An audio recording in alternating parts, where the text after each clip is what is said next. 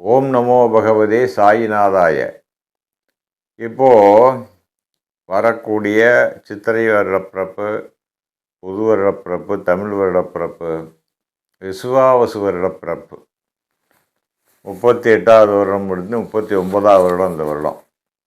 அந்த வரிசையில் விபவ பிரபவ வருதில்ல, அந்த வரிசையில் 39வது வருடம் இது. இது என்ன சொல்லுது சாஸ்திரம்னு கேட்டிங்கனாக்க, விசுவாவசு வருடம் தனில் வேளாண்மை ஏறும், பசு ஆடு மாடு பலிக்கும் சிசு நாசம், மற்றையோரோ வாழ்வார்கள் மாதவன்கண் மீறுமே உற்றவனேக்கல் மலையுண்டு.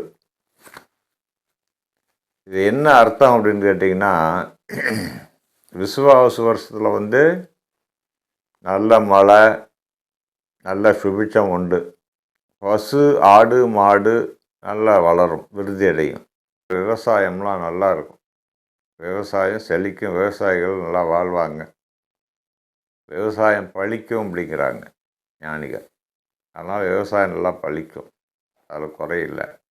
மக்களுக்கு சுபிட்சம் உண்டு, எலக்ட்ரானிக்ஸ் சம்மந்தப்பட்டதெல்லாம் சூப்பராக இருக்கும், ரொம்ப நல்லாயிருக்கும், மெடிசன்ஸ் நல்லாயிருக்கும், சித்த மருத்துவம், ஆயுர்வேத மருத்துவம், இந்த அக்குப்பஞ்சர் எல்லாம் கை ஓங்கும். ஆங்கில மருந்துகளை விட இந்த மருந்துகள் கை ஓங்கி நல்லாயிருக்கும். கல்வித்துறை அற்புதமாக இருக்கும் இந்த வருஷம், கல்வித்துறை ரொம்ப நல்லாயிருக்கும். பெண்களுக்கு புது புது பலன்கள் கிடைக்கும், பெண்கள் மதிக்கப்படுவர், போற்றப்படுவர். மழை அற்புதமாக பெய்யும், காட்டில் நிறைய மழை பெய்யும், காட்டில் தான் மழை பெய்யணும், பெய்யும், கடலில் பெய்யறது காட்டில் நல்லா மழை பெய்யும், கானகம்லாம் நல்லா செழிக்கும், மலையில் இந்த கானங்கள்லாம் நல்லா செழிப்பாக இருக்கும். இந்த புத்தாண்டு பிறப்பின் போது ஏற்ற இறக்கமுள்ள வருடமாக இருந்தாலும் சுபிட்சங்கள் அதிகமாக காணப்படுவதால் சுபிட்சங்களே அதிகமாக இருக்கும். ஒரு 60-70% மக்கள் நன்றாக அருமையாக இனிமையாக வாழ்வார்கள், ஓரளவு சுபிட்சமாகத்தான் வாழ்வார்கள். விசுவாவசு வருடம் ரிஷபராசிக்கு எப்படி இருக்குன்னு பார்க்கலாம். கிருத்திகை ரோகிணி மிருகசீரிஷம் 3 நட்சத்திரங்களை கொண்டவங்க கொஞ்சம் இயல்பாகவே கொஞ்சம் டென்ஷனாக இருப்பாங்க. இந்த வருஷம் தேவையில்லை, சிறப்பாக இருக்கும். குரு பகவான் 2ஆம் இடத்துக்கு வர்றாரு, சனி பகவான் 10ஆம் இடத்துக்கு போகிறாரு, 10ஆம் இடத்துலேருந்து 11ஆம் இடத்துக்கு வர்றாரு, ராகு 10ஆம் இடத்துக்கு போகிறாரு, 4ல் கேது வர்றார். 4ஆம் இடத்துல கேது வர்றது மொத்தம் கொஞ்சம் உடல்நிலையில் கொஞ்சம் எச்சரிக்கையாக இருக்கணும். மற்றபடி குரு சூப்பர், ரொம்ப அற்புதமாக இருக்குது. உங்களுக்கு என்னென்ன இது வரைக்கும் நினச்சிருந்தாலும் அந்த கனவெல்லாம் பழிக்கும். எண்ண ஓட்டங்களே வித்தியாசமாக இருக்கும் உங்களுக்கு. இது நாள் வரைக்கும் இல்லாத எண்ண ஓட்டங்கள் நமக்கு எல்லாம் நடக்குது அப்படின்னு ஒரு ஆச்சரியப்படுவாங்க. அதே நேரத்தில் வாக்கு கொஞ்சம் கொடுக்கறதுல கொஞ்சம் கவனமாக இருக்கணும். நான் ஆச்சு, நான் பார்த்துக்கிறேன், நான் செஞ்சிருவேன் அப்படிங்கிற இதில் மட்டும் கொஞ்சம் எச்சரிக்கையாக இருக்கணும். யாருக்கும் வாக்கு கொடுக்க வேண்டாம், ஜாமீன் போட வேண்டாம். மற்றபடி சிறப்பாக இருக்குது. பெண்கள் இந்த வருஷம் ரிஷபராசிக்கார பெண்கள் நிறைய சாதிப்பாங்க, எல்லா துறையிலையும்.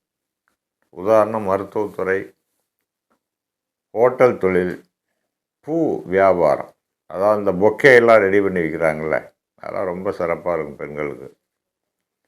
உத்தியோகத்தில் போகிற பெண்களுக்கு உயர் பதவி கிடைக்கிறது நிறைய வாய்ப்புகள் இருக்குது. ரிஷபராசி பெண்களுக்கு உத்தியோகத்தில் போகிறவங்களுக்கு உயர் பதவி நிறைய வாய்ப்பு இருக்குது.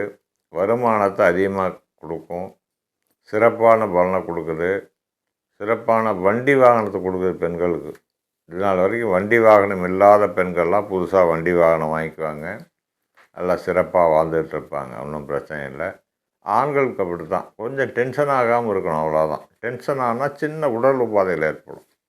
மற்றபடி தொழில் சிறப்பு, வருமான சிறப்பு, வெளிநாட்டு வருமான சிறப்பு, வெளிநாடு போகிறதுக்கு காத்திருந்தவர் பூரா வெளிநாடு போவாங்க, கல்யாணம் இல்லாத கல்யாணம் ஆயிரும், குழந்தை இல்லாத குழந்தை பிறக்கும், பேரன் பேத்தி இல்லாத வயதானவர்களுக்கு பேரன் பேத்திகள் கையில் கொஞ்சுவாங்க.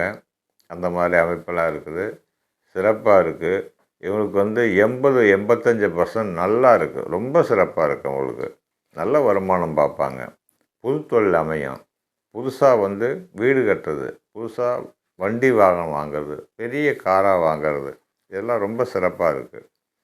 தெய்வ வழிபாடுன்னு பார்த்திங்கனாக்கா பெருமாள் வழிபாடு, நின்று கொண்டு இருக்கும் பெருமாள் வழிபாடு, அப்புறம் அனுமந்த் வழிபாடு, அப்புறம் வந்து அம்பாள் வழிபாடு, துர்கை பட்டீஸ்வரம் துர்கையை போய் பார்த்துட்டு குங்குமம் ஒரு 100 கிராம் வாங்கி கொடுத்து அர்ச்சனை பண்ணி அந்த குங்குமத்தை எடுத்துகிட்டு வந்து தினசரி நெத்தியில் வந்து வச்சுட்டு வந்தாங்கன்னா திருஷ்டி தோஷம் எதிர்ப்பு இதெல்லாம் மறைஞ்சு ரொம்ப சுபிட்சமாக வாழ்வாங்க.